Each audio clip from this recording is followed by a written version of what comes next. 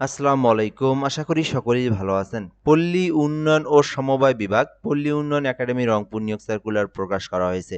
এটি কিন্তু সরকারি একটি নিয়োগ সার্কুলার।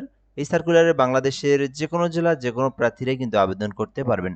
আজকের এই ভিডিও নিয়ে আপনাদেরকে বিস্তারিত আলোচনা করা হবে। এখানে কিন্তু বেশ কিছু পদের নাম, পদের সংখ্যা, বয়স, শিক্ষাগত যোগ্যতা রয়েছে। মোটামুটি অনেকগুলো পদের সংখ্যা রয়েছে। আজকের এই ভিডিওটা সম্পূর্ণ দেখবেন আপনারা। তাহলে এই নিয়োগ সার্কুলার নিয়ে আপনি সকল ধরনের তথ্য এই ভিডিওর মাধ্যমেই জেনে নিতে পারবেন। যেখানে মোট ৫৭টি পদ রয়েছে। শুধুমাত্র এসএসসি পাস করেও আবেদন করতে পারবেন। এছাড়াও এইচএসসি পাস রয়েছে। এছাড়াও এখানে উপরের দিকে বেশ কিছু পদসংখ্যা রয়েছে অনার্স অথবা ডিগ্রি পাস এবং বেশ কিছু আপনার ডিপ্লোমা পাস, বিএসসি পাসেও পদসংখ্যা রয়েছে। তো সম্পূর্ণ ভিডিওটা আপনারা একেবারেই শেষ পর্যন্ত দেখার চেষ্টা করবেন। এখানে বলা হয়েছে স্থানীয় সরকার পল্লী উন্নয়ন ও সমবায় মন্ত্রণালয়াধীন পল্লী উন্নয়ন ও সমবায় বিভাগের আওতাধীন পল্লী উন্নয়ন একাডেমি রংপুর নিয়োগ সার্কুলার, অর্থাৎ এটি হচ্ছে পল্লী উন্নয়ন একাডেমি যেটা রংপুরের, এখানে নিয়োগ সার্কুলারটি প্রকাশ করা হয়েছে। আর এখানে বলা হয়েছে বাংলাদেশের স্থায়ী নাগরিকেরা আবেদন করতে পারবেন, মানে বাংলাদেশের যে কোনো জেলার যে কোনো প্রার্থী কিন্তু আবেদনটা করতে চাইলে করতে পারে। আর এটাতে আবেদন করতে চাইলে RDA রংপুর টেলিটক.com এই যে লিঙ্কটা দেখতে পারতেছেন, এই লিঙ্কে প্রবেশ করে আবেদনটি করতে হবে এবং আবেদনটা অবশ্যই অনলাইনের মাধ্যমে আবেদন করতে হবে। আশা করি আপনারা এই বেসিক বিষয়টা সম্পর্কে জানতে পেরেছেন। এখন আমরা এখান থেকে দেখব। এর মধ্যে একটা বিষয় বলে রাখি যেটা খুবই গুরুত্বপূর্ণ। সেটা হচ্ছে আপনি যদি আমাদের ইউটিউব থেকে ভিডিওটা দেখে থাকেন, যদি এখনও সাবস্ক্রাইব করা না থাকে, যদি দেখেন যে আপনি নতুন এখান থেকে দেখতেছেন, অবশ্যই সাবস্ক্রাইব করে বেল আইকনটা বাজিয়ে রাখবেন। আর যদি ফেসবুক পেজ থেকে দেখেন, জব প্লাস ভিডিও আমাদের ফেসবুক পেজের নাম, পেজটি ফলো করে রাখবেন। তাহলে কিন্তু আপনি বাংলাদেশের সকল সরকারি নিয়োগ সার্কুলারগুলো আপনি আমাদের মাধ্যমেই জেনে নিতে পারবেন। তো এখানে প্রথমত পদের নাম পরিচালক নিয়োগ দেওয়া হবে। দুটি পদ রয়েছে। ৪৫ বছর পর্যন্ত এই আবেদনটি আপনি করতে পারবেন। শিক্ষাগত যোগ্যতার কথা বলা হয়েছে। যে কোনো স্বীকৃতি বিশ্ববিদ্যালয় থেকে যদি আপনি পিএইচডি ডিগ্রি করেন তাহলে আপনি আবেদন করতে পারবেন।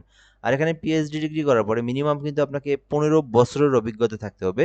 যেহেতু ৪৫ বছর পর্যন্ত আবেদনটি করা যাবে, সেক্ষেত্রে ১৫ বছর আপনার অভিজ্ঞতাই লাগবে। ঠিক আছে? তো যারা রয়েছেন এইরকম তারা আবেদন করতে পারেন। এছাড়াও যোগ্য পরিচালক পদেও কিন্তু একটি পদ রয়েছে। পঞ্চম গ্রেডে নিয়োগ দেওয়া হবে, যেখানে কিন্তু ৪০ বছর পর্যন্ত আবেদনটি করার জন্য সুযোগ সীমা থাকছে। এক্ষেত্রে আবেদনের জন্য পিএইচডি, এমফিল বা এমএস ডিগ্রি থাকলে আবেদন করা যাবে। আর এক্ষেত্রে মিনিমাম ১২ বছরের চাকরির অভিজ্ঞতা থাকলে আপনি এই যোগ্য পরিচালক পদে আবেদন করতে পারবেন। ঠিক আছে? যুগ্ম পরিচালকের পরে রয়েছে উপপরিচালক। তা উপপরিচালক পদেও কিন্তু ৬টি পদ রয়েছে। ষষ্ঠ গ্রেডে নিয়োগ দেওয়া হবে, একটি পদ রয়েছে। তো উপপরিচালক পদে আবেদন করতে শিক্ষাগত যোগ্যতার কথা বলা হয়েছে পিএইচডি ডিগ্রি। তো এটাতেও কিন্তু আপনার পিএইচডি ডিগ্রি বা এমফিল বা এমএস ডিগ্রি থাকতে হবে। আর এখানে মিনিমাম ৭ বছরের চাকরির অভিজ্ঞতা থাকলে আপনি আবেদনটি করতে পারবেন। ঠিক আছে? তো পরবর্তী ৪ নম্বরে আমরা চলে যাব। ৪ নম্বরে রয়েছে সহকারী পরিচালক, ৫টি পদ রয়েছে। তো মোটামুটি এখানে আবেদন করতে পারেন। শিক্ষাগত যোগ্যতার কথা বলা হয়েছে মাস্টার্স ডিগ্রি যাদের রয়েছে, যারা মাস্টার্স পাস করেছেন তারা কিন্তু আবেদন করতে পারবেন। যে কোনো সাবজেক্ট থেকে মাস্টার্স পাস করলে আবেদন করা যাবে।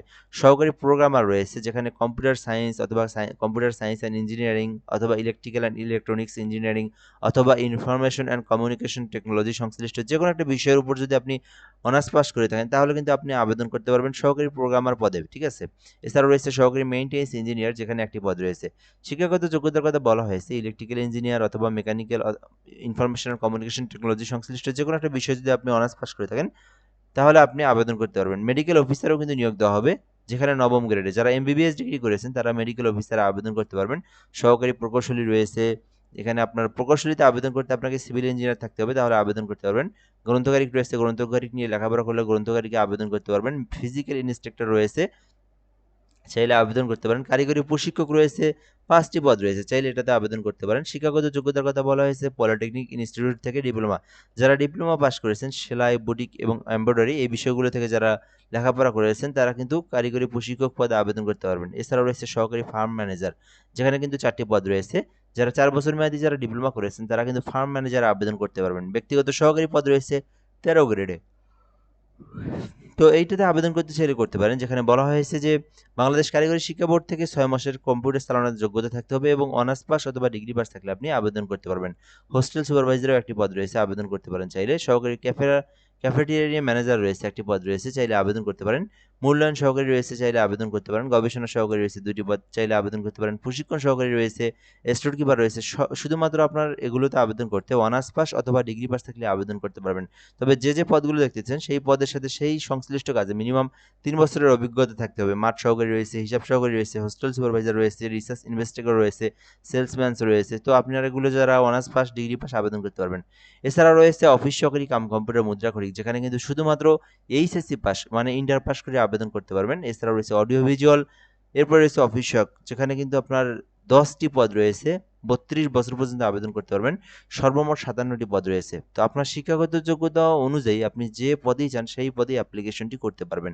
অ্যাপ্লিকেশন করতে যে বিষয়গুলো খুবই গুরুত্বপূর্ণ সেগুলো আপনাদেরকে দেখানো হবে। আবেদন করতে 18 হতে 32 বছর পর্যন্ত সময় রয়েছে, এর মধ্যে অ্যাপ্লিকেশনটি করতে হবে এবং অ্যাপ্লিকেশনের সময়সীমা দেওয়া রয়েছে, যেটা কিন্তু চলমান রয়েছে বর্তমানে আবেদন। একেবারে 25শে জুলাই পর্যন্ত আবেদনটি করতে পারবেন এবং আবেদনের জন্য প্রসেসটাও বলে দেওয়া রয়েছে। রংপুর RDR রংপুর টেলিটক.com এই যে লিঙ্ক দেখতে পারতেছেন, এই লিঙ্কে প্রবেশ করলেই ফর্ম পেয়ে যাবেন। ওখান থেকে আপনার সকল তথ্য ছবি স্বাক্ষর দিয়ে আপনার আবেদনটা সম্পূর্ণ করতে হবে। আবেদন সম্পূর্ণ করার পরে আপনারা যে পদে আবেদন করবেন সেই সমতুল্য টাকা রিসার্চ করে আপনারা আপনার ফি, যেটা নির্ধারিত ফি, এইটা আপনারা প্রেরণ করবেন এবং এটার প্রসেসটা বলে দিচ্ছি। RDR Rangpur space user ID লিখে আপনাদের যে টেলিটক সিমের নম্বর রয়েছে 16222, এটাতে সেন্ড করে দিবেন। পরবর্তী পিন নাম্বার দিয়ে এই নাম্বারে সেন্ড করে দিলে আপনার পেমেন্ট কিন্তু সম্পূর্ণ হয়ে যাবে। তো চাইলে আবেদনটি করতে পারেন। বর্তমানে চলমান রয়েছে আবেদনটি পল্লী উন্নয়ন সমবায় বিভাগ, যেটা কিন্তু পল্লী উন্নয়ন একাডেমির একটি নিয়োগ সার্কুলার। আশা করি আপনারা সকল ধরনের তথ্যই জানতে পেরেছেন। ভিডিওটা আজকের জন্য এ পর্যন্তই। এই নিয়োগ সার্কুলার নিয়ে যদি কোনো কিছু আপনার জানার থাকে কমেন্টে বলতে পারেন, রিপ্লাই দিয়ে জানিয়ে দেওয়া হবে ইনশাআল্লাহ। ভালো থাকবেন। আসসালামু আলাইকুম।